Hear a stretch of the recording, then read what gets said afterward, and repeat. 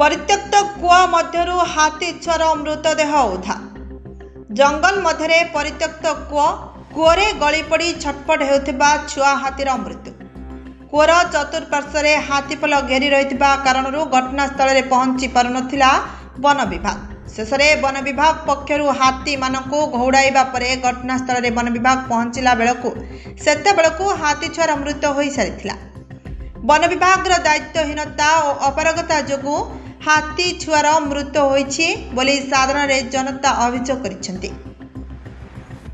खोर्धा वनखंड अधीनस्थ रणपुर वन विभाग रेंज इलाकार जंकिया ग्राम्य जंगल मध्य घटी यह घटना।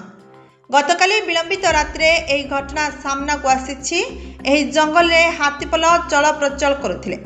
रणपुर वन विभाग रेंज इलाकार एवं 20टी हाथी रही बोली रणपुर वन विभाग रेंजर सिधु सिंह सूचना देइछन्ति। रणपुर वन विभाग रेंज अधीन विभिन्न गाँव में जंगल मध्य 20टी हाथी घूरी बुलुछन्ति। गोटे स्थान में हाथीपल रहिबा एवं सही स्थान छाड़ी हाथीपल अन्य स्थान को न जिबा एवं ड्रोन माध्यम वन विभाग घटना संपर्क में जानिबा परे एही चित्र सामना को आसी।